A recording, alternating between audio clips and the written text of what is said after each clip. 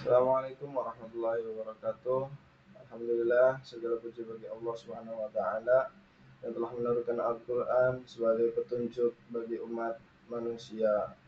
Salawat berserta salam semoga tercurah limpahkan kepada baginda Nabi Muhammad sallallahu alaihi wasallam beserta keluarga, sahabat hingga pengikutnya hingga akhir zaman. Amin ya rabbal alamin. Pada kesempatan kali ini saya Iqmal Amirul Hakim, saya akan mempresentasikan materi tentang surat Makkiyah dan surat Madaniyah. Salah satu topik penting dalam kajian ulumul Quran yaitu ilmu yang membahas berbagai hal seputar Al-Quran dari mulai asal-usul, cara turunnya hingga pengelompokannya. Oke, di slide kedua, pengertian Makkiyah dan Madaniyah. Makkiyah dan Madaniyah adalah pembagian surat dan ayat Al-Quran berdasarkan waktu dan tempat turunnya wahyu. Apabila suatu ayat atau surat turun sebelum Nabi Muhammad hijrah ke Madinah, maka surat tersebut dinamakan surat Makkiyah. Sedangkan ayat atau surat yang turun setelah Nabi Muhammad hijrah ke Madinah disebut surat Madaniyah. Jadi penentuannya bukan hanya sekedar dari lokasi, tetapi dari peristiwa besar hijrahnya Nabi. Hijrah menjadi garis pembeda antara dua periode penting dakwah Nabi Muhammad, dakwah Islam, masa perjuangan di Makkah dan masa pembinaan umat di Madinah. Lanjut ke slide yang ketiga, kriteria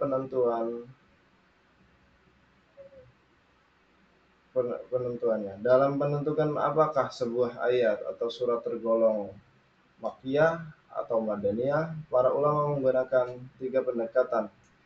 Yang pertama yaitu berdasarkan waktu.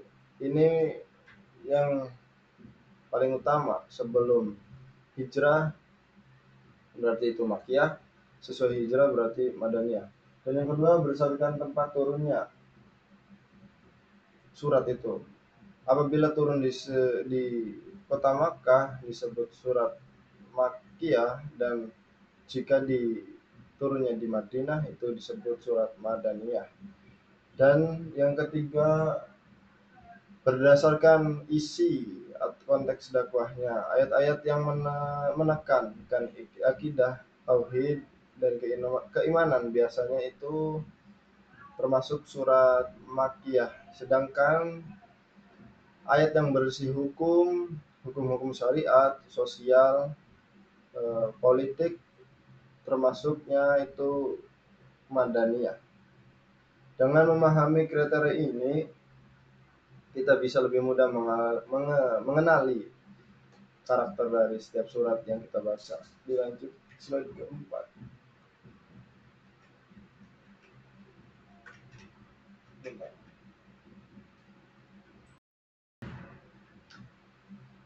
Oke, slide yang keempat, itu ciri-ciri surat Makkiyah. Surat Makkiyah memiliki beberapa ciri yang sangat khas. Yang pertama yaitu ayat-ayatnya itu pendek-pendek, bahasanya kuat dan menggugah, ya, dan menyentuh hati lah. Karena hal ini konteksnya adalah masa awal dakwah ketika Nabi Muhammad SAW menghadapi penentangan dari kaum musyrikin. Yang kedua yaitu membahas hukum-hukum syariat, sosial, politik, dan kemasyarakatan. Yang ketiga adalah sasaran dakwahnya ditunjukkan kepada kaum muslim dan ahli-ahli kitab. Dan keempat itu banyak memuat penjelasan tentang jihad, zakat, dan hukum keluarga. Karena masyarakatnya itu, masyarakat Islam pada waktu itu belum kuat pemahamannya terhadap agama Islam. Dan slide yang kelima, ciri-ciri surat Madaniyah. Surat Madaniyah memiliki karakter yang berbeda dengan surat Makkiyah. Perbedaannya yaitu yang pertama, ayatnya itu relatif panjang. dan gaya bahasanya tenang, rinci, dan penuh dengan argumen. Selanjutnya, isinya banyak membahas hukum-hukum syariat seperti zakat, puasa warisan, pernikahan, jihad, dan muamalah. Yang ketiga, ditunjukkan kepada kaum muslimin dan ahlul kitab sama itu. Dan yang keempat, banyak memuat penjelasan tentang jihad, zakat, dan hukum keluarga.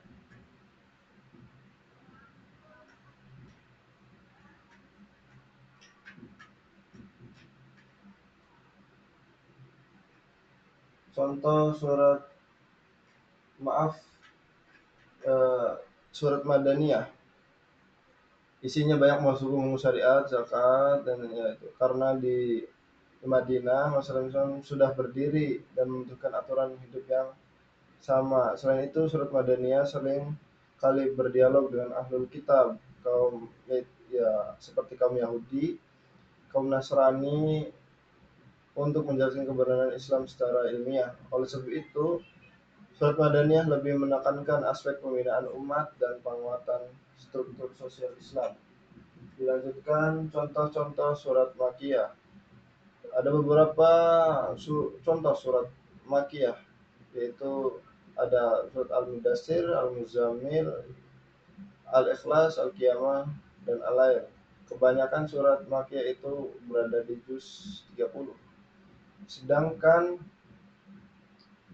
surat Madaniyah itu surat-surat yang panjang seperti Al-Baqarah, Al-Imran, An-Nisa, Al-Maidah, dan At-Taubah, dan lain sebagainya. Jika kita membaca keduanya secara berurutan, kita akan melihat perkembangan luar biasa dalam perjuangan Nabi Muhammad dari fase penanaman akidah menuju pembentukan masyarakat Islam yang berlandaskan syariat. Lanjut,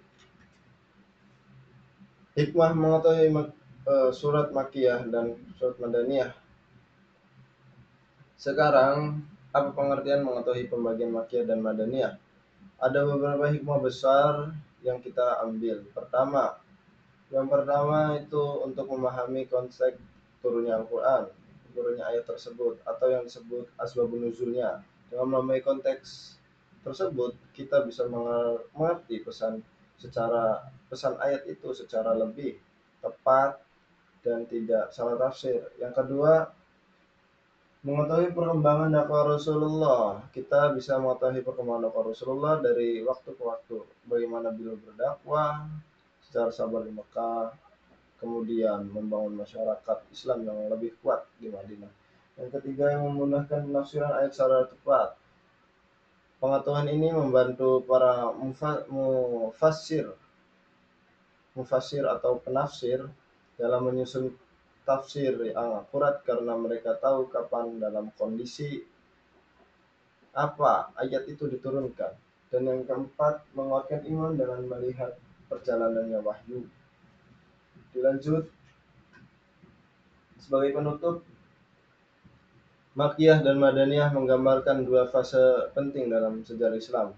Fase Makkiyah menunjukkan perjuangan dakwah Nabi Muhammad, kesabarannya, dan penanaman akidah. Sedangkan fase Madaniyah itu menunjukkan pembentukan masyarakat yang berlandaskan iman dan hukum Islam. Keduanya saling melengkapi seperti fondasi pada sebuah bangunan. Tanpa fase Makkah, umat tidak akan memiliki kekuatan iman. Tanpa fase di Madinah, umat tidak akan memberi arah kehidupan sosial dan politik yang teratur.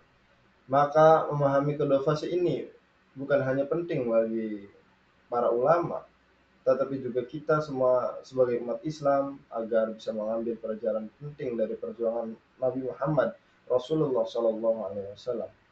Akhir kata, semoga kita termasuk orang-orang yang selalu mencintai Al-Quran, memahami maknanya, dan mengamalkan dalam kehidupan sehari-hari. Billahi taufik wal hidayah. Assalamualaikum warahmatullahi wabarakatuh. Terima kasih.